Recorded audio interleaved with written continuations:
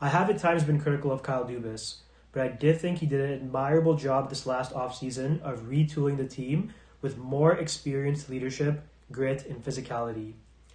All things which were put into question following last year's play and loss to Columbus. He has gifted John Tavares, Austin Matthews, Mitch Marner, and William Nylander the massive contracts they were all looking for.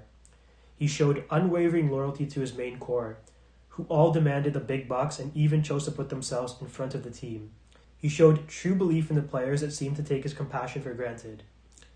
He has time and time again shown compassion to his players that GMs do not normally show. We saw that Kyle Dubas is a good human being. When he spent time with Ilya Mikheyev when he was in the hospital for his injury, and his reaction captured live on camera when John Tavares was injured 10 minutes into Game 1 of the Stanley Cup playoffs. This core has failed Kyle Dubas this time around. It would be safe to say at this point that many will be questioning Kyle Dubas' position as a GM for this team moving forward. With saying that, it does seem like there is entitlement within this organization. Brendan Shanahan seems to get a free pass because of his Hall of Fame career, when in reality he hasn't won much as a hockey executive. I believe it was on TSN 1050, and I'm not purposely trying to pick on Mr. Shanahan.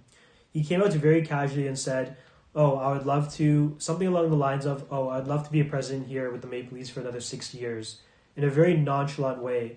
It kind of seemed like, if I want to be here, MLSE will let me. Under what rights? An executive's shelf life within an organization is a reflection of what they've been able to achieve with the team.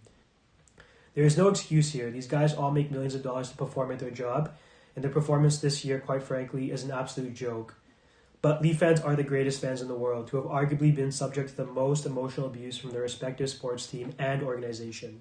Perhaps they should start realizing that as an organization, what they constantly put their massive and loyal fan base through on a yearly basis.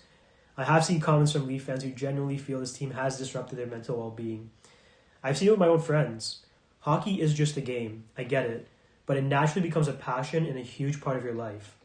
Disappointments are a part of life, but not to this level and this magnitude. At this point, it does seem like the best thing to do would be to boycott the team and stop giving them another dime of your money in contributing to these spoiled, overpaid players and their double-digit million-dollar salaries. There are going to be the diehard Leaf fans who will constantly come back and support the organization year after year with unwavering loyalty. The real truth of the matter is what you're doing is subjecting yourself to a bad relationship where the rewards are not being reciprocated on the other end. For the fans who choose to stop supporting this team, from the organization's perspective, that being MLSE, how can you really blame them? With these embarrassing yearly performances you constantly throw on the ice, it is asinine to think that this team has not won a playoff series in 17 years. 17 years. Insane. Let alone not winning a championship in over 50 plus years. This is arguably the greatest sports fan base in the world. No one deserves it more than Leaf fans. I conclude the statement to all Leaf fans, there are bigger and better things out there than hockey. Behind the facade, it's starting to seem that everyone within this organization are selfish, entitled millionaires that don't care the same amount for you as you do for them. Enjoy your summer. If you have an opportunity to travel the world, be hopeful that the world and the pandemic are going to get better and we will once return back to normalcy. The same type of normalcy the Leafs display on a yearly basis of simply not getting the job done. Spend time with your family and cherish the most important things in life.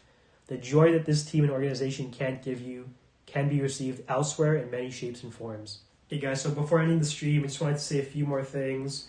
You can obviously see my Balfour jersey here in the back, so it's not like I've jumped on the bandwagon a few years back. I have been supporting the team for quite a while now. We saw some crazy things tonight. We saw a lot of Leaf fans extremely upset, burning their jerseys. A lot of them were Matthews jerseys. I mean, I personally have my Matthews jersey here that I've hung in my office.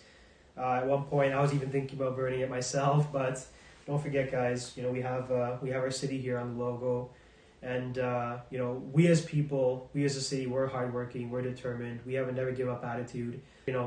Toronto, it goes more beyond the organization and the team. It's us as people and us as Leaf fans. Just remember that before thinking about burning your jersey. Another thing I wanted to say, guys, is personally, I thought Jack Campbell had a great series. I saw him tearing up in the post game, and it seems like he's a gem of a person, honest person, and believe it or not, I know he did take a few soft goals here and there, but he actually did have a higher save percentage than Carey Price during the whole series. So he had a fantastic series, and I do wish him nothing but the best moving forward. It's unfortunate that the team couldn't rally around some of his performances during the series, and with the adversity they faced, having Tavares go out in the first game, you thought that this team would really take the adversity and show their character and do something special with it.